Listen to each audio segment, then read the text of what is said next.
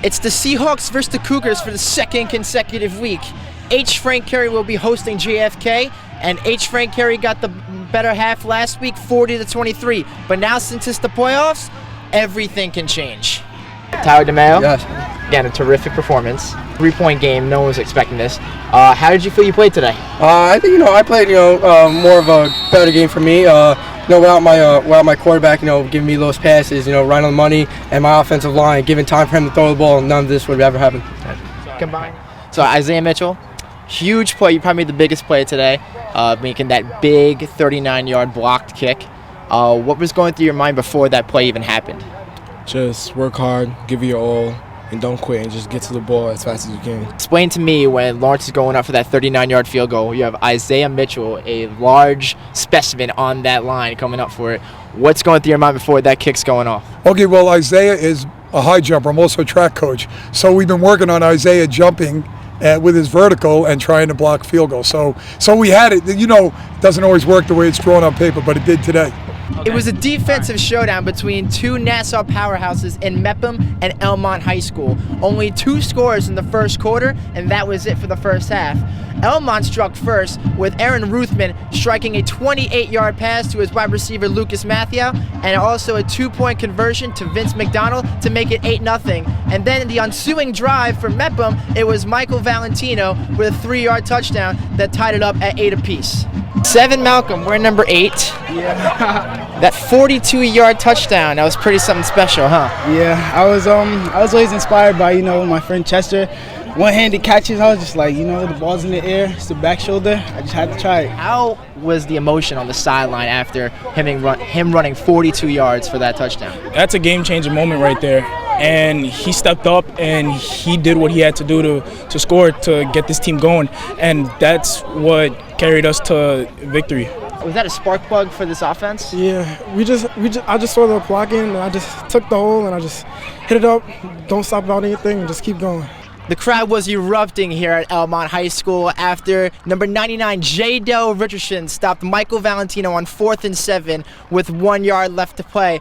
Elmont was victorious 28-23 and are advancing to the next round in the Nassau football playoffs.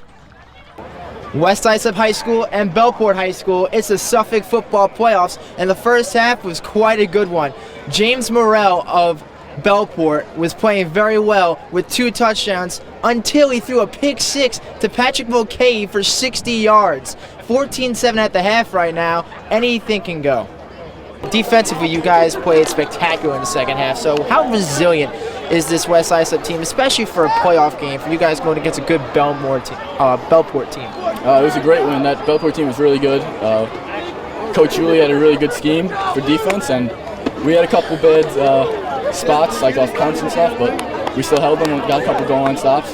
Dylan, this team just did not quit all game. Down 14-0 in the second quarter, you guys throw to a touchdown. Then you tie with that 65-yard touchdown. How big was that momentum shift for West Islip? Oh, it was huge. We had the play planned out all week, and we knew that we'd execute it when it came down to it. How does it feel to be a part of such a emotional team? We've overcome a lot, and one of our strong words is finish. And we're always like a family. And we started off the season slow, 0-2. We have a lot of new kids. We're getting into the groove now, and everything's just coming together, and that's really it. My other options are Villanova and Lehigh. Definitely great schools, good football programs. But beyond that, West Point was on the highest stage, playing Notre Dame, Navy, big games like that.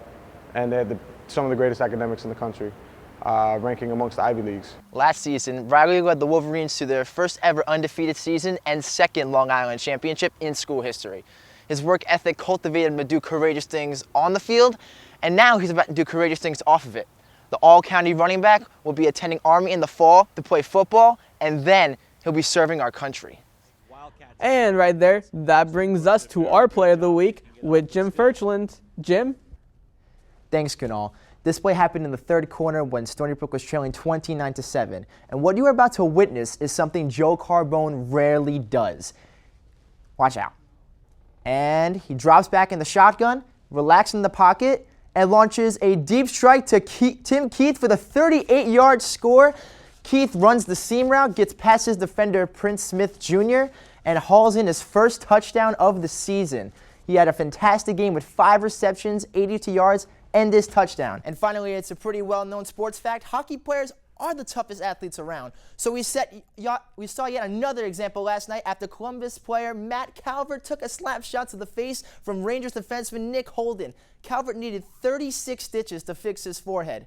But he's a hockey player, so he returned to work. And at 11:35 of the third period, Calvert scored a shorthanded tie-breaking goal to help the Blue Jackets beat the Rangers by a score of 4-2. Thanks for joining us. Enjoy your weekend. I'm Jim Ferchland, and that's sports.